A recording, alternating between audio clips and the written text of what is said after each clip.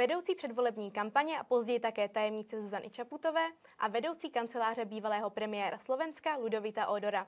Mým hostem je Veronika Gulášová. Dobrý den. Dobrý deň. Jak jste se k vedení takové předvolební kampaně dostala? Bolo to ponuka zo strany Progresívneho Slovenska. Ja som vlastne, keď sa strana zakladala, ja som zakladajúca členka, jedna z zakladajúcich členiek,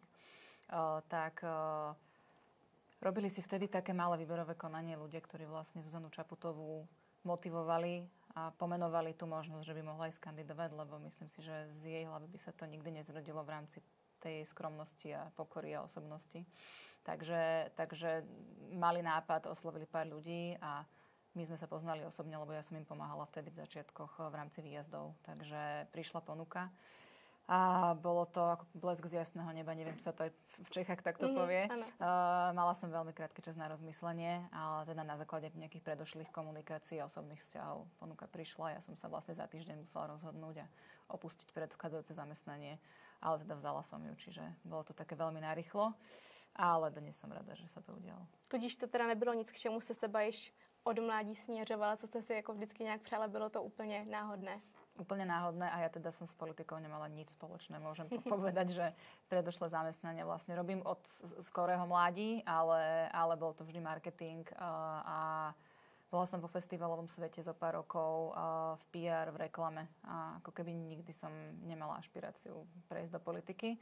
A aj keď som túto ponuku brala, tak vyslovene sme sa dohodli, že hľadajú vo mne rolu manažerskú primárne a na politiku tam budú iní ľudia. Ono sa to potom samozrejme v čase sa to stiera, ale takto sme boli dohodnutí, lebo teda necítila som sa odborne zdatná natoľko, aby som išla robiť akúkoľvek politickú rolu, či v kampani alebo inde. Byl to pro vás tedy velký náraz? Vy jste říkala, že jste tedy působila v nějakých jako marketingových agenturách a potom najednou vlastně přejít do vrcholné politiky, přestože to teda byla taky ta marketingová sféra. Bylo to pro vás náročné?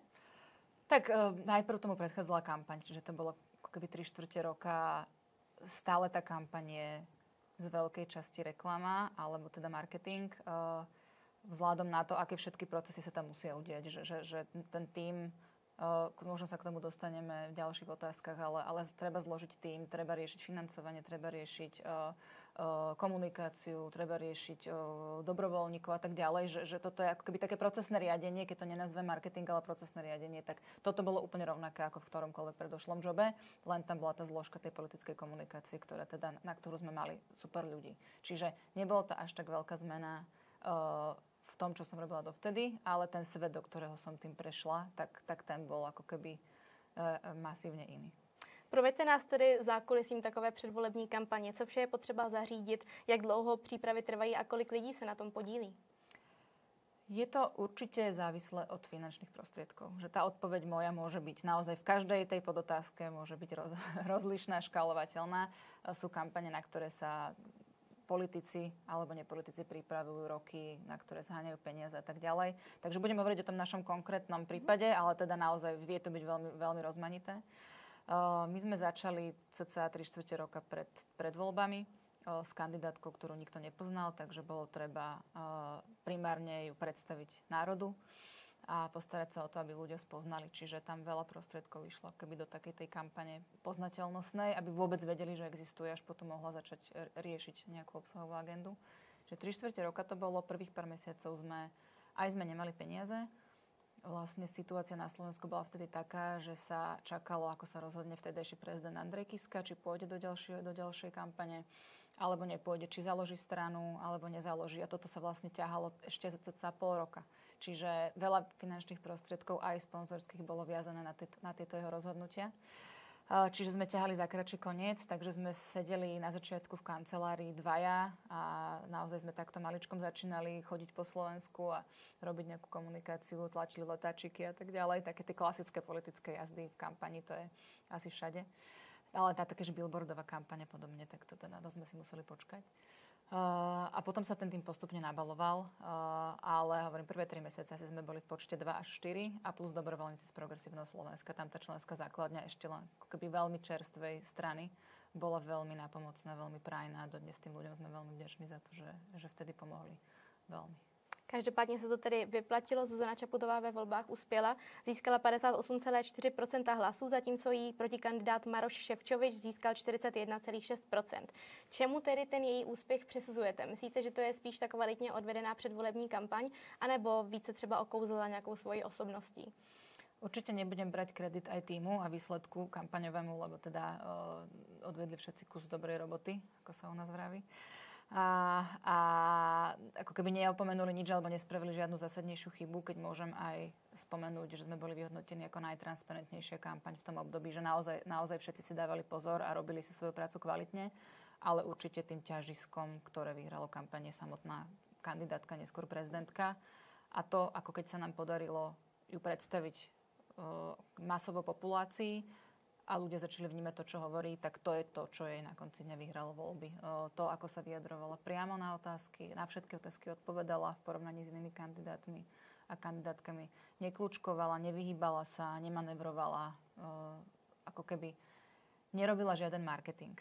Čo bolo pomerne náročné, lebo teda politickí marketéri sú zvyknutí skôr na to, že nejakým spôsobom skoordinujú toho kandidáta a hovoria mu, čo na ľudí funguje, nefunguje a čo kedy má a nemá hovoriť, že toto sa nám, teraz už môžem po rokoch s úsmevom, nedarilo s pani Čaputovou, že naozaj ona bola sama sebou ako keby v každej chvíli kampaň aj mandátu. Nedala sa nikdy manevrovať do nejakej polohy, ktorá nebola ako keby autentická. A tá autenticita bolo to, čo sme potom aj spätne si povedali, že to je to, čo vlastne vyhralo kampaň. Že ona bola stále sama sebou a to je najuveriteľnejšie, čo môže byť.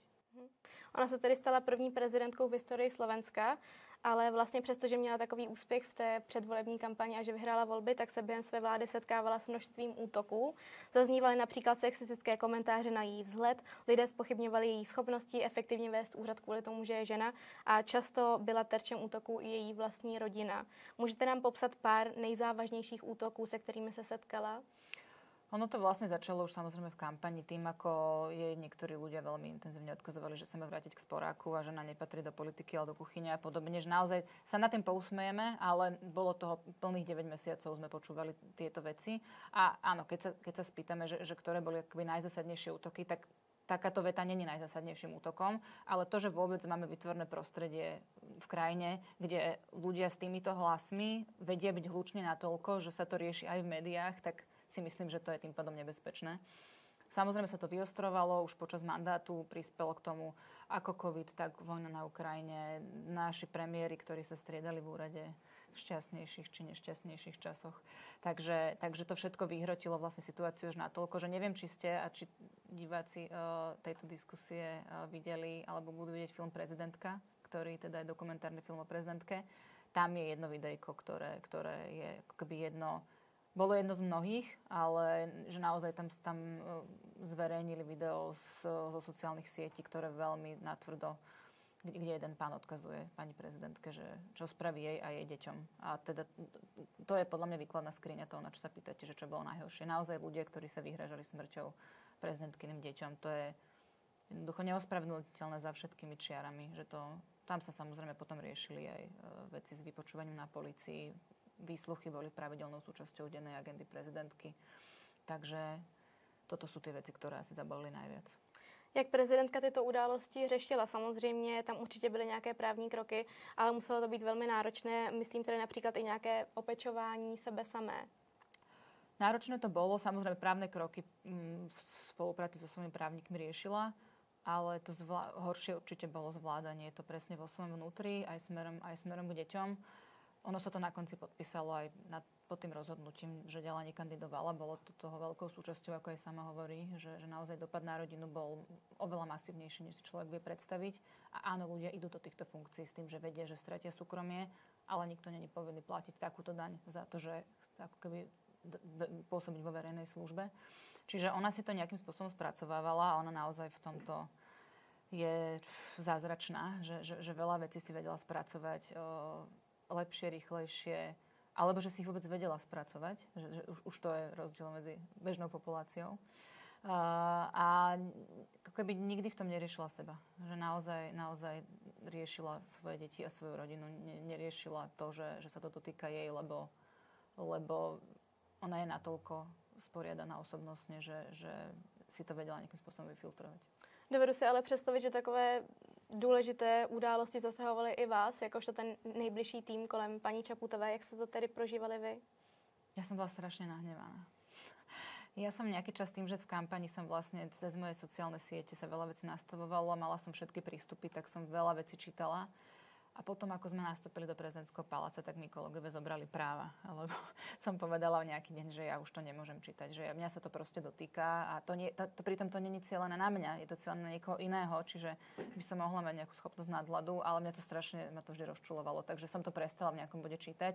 A jasné, že sa k vám dostane vždy nejakých pár percent, ale už keď nevidíte ako tie komentáre tam naskakujú a nemusíte naozaj ich riešiť, takže to máte stále na pozadí v hlave, tak už potom sa to dá prežiť. Ale veľmi som bola nahnevaná na to, že ako vôbec ľudia, kto dal komu kedy právo komentovať životy iných ľudí a to, čo robia v miere, ktorá samozrejme je nad ten rámec toho, že každý má právo komentovať prezidenta, alebo prezidentku, ktorá je volená. Ale má to podľa mňa všetko má svoje hranice. Aj sloboda prejavu a slova v tomto ohľade, keď už zasahuje do slobody iného človeka. Nicméně se to tady potom začalo týkat přímo i vás. Přečtu tady jeden titulek, na který jsem narazila. Nevýrazná tajemnice prezidentky působí dojmem neviňátka. Je to jeden z mnoha titulků, které jsem viděla. Setkávali jste se teda i vy, jakožto žena na vedoucí vrcholné pozici, s komentáři během své práce, se kterými se třeba vaši mužští kolegové nesetkávali? Tento si možno aj pamätám. Bulvár občas si potreboval ripnúť, ale keby ja som to brala, že mňa sa nič nedotklo natoľko, že by sa mi niekto vyhrážal. Pár komentárov mi prišlo na Instagrame vulgárnych, ale nebolo toho množstevne toľko, že by ma to nejako zasahovalo. Náš pán bývalý predseda parlamentu Andrej Danko mal potrebu sa o mne vyjadriť v jednej diskusnej nedeľnej relácii, že tanečnica otyčí vedie úrad vlády. Ja som totiž to robila polden svojho času. Nech si ide vyskúšať aj pán Danko. Taký som k tomu vtedy mala prístup. Takže mňa sa to nejako výrazne nedotklo kvôli mne. Viac sa ma to dotýkalo kvôli prezidentke, lebo ja som sa nestretla ani z promile z toho, s čím sa stretla ona. Ona se tedy rozhodla svůj mandát neprodloužit a nebýt dál prezidentkou i v dalším volebním období. Bylo to něco, co jste v týmu řešili dlouho? Ona to riešila podľa mňa aj že rok predtým, ako sa rozhodla. Neriešila to ale aktívne, že by sa rozhodovala. Skôr mala takú dlhú fázu toho načítavania situácie a akoby pozorovania, čo to s ňou robí, tá spoločenská situácia a ako to na ňu vplýva, aký to má na ňu dopad. Čiže riešila to dlho, ale aj nás poprosila, aby sme jej tie otázky keby nekladli v nejakom čase, že naozaj to, čo ona robí ako výkon mandátu, není už nejaká predpríprava na nejakú budúcu kampaň. Ona s týmto mala veľký problém, že ako keby naozaj nekampaňovala v úrade a aby nekampaňovala v úrade.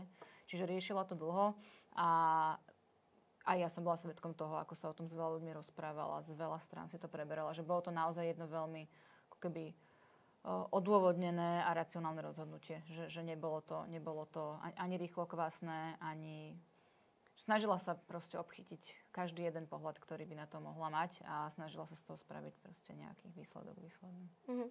Poté jste tedy pracovala pro premiéra Ľudovita Ódora. Pracovala jste pro něho jako vedoucí jeho kanceláře na úřadu vlády. Jaké byly největší pracovní rozdíly vlastně v té náplni tajemnice prezidentky versus vedoucího kanceláře premiéra?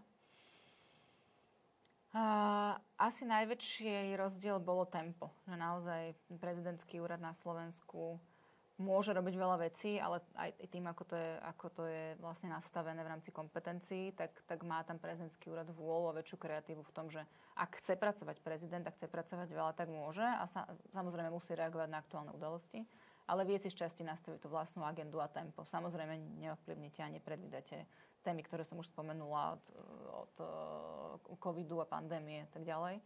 Ale v tomto ten úrad premiéra, teda úrad vlády, naozaj musí reagovať na každú situáciu, reflektovať každú tému. Slovenskí novinári sú zvyknutí, keď sa čokoľvek udeje v nejakom rezorte, ísť sa na to pýtať aj premiéra, čiže keby premiér musí obsiahnuť v nejakom rozsahu agendy všetkých rezortov, čiže tam tá rýchlosť bola naozaj tá, ktorá bola najväčší rozdiel medzi tým jedným a druhým úradom, že doslova bolo pár minút na rozhodnutie pri každej veci, že či sa ide premiér venovať osobne, ak áno, tak na akej úrovni, ak nie, komu odstúpiť a koľko toho potrebuje vedieť, v akej forme sa vyjadrí k tomu, že tých vecí bolo naozaj že násobne viac. Mm-hmm.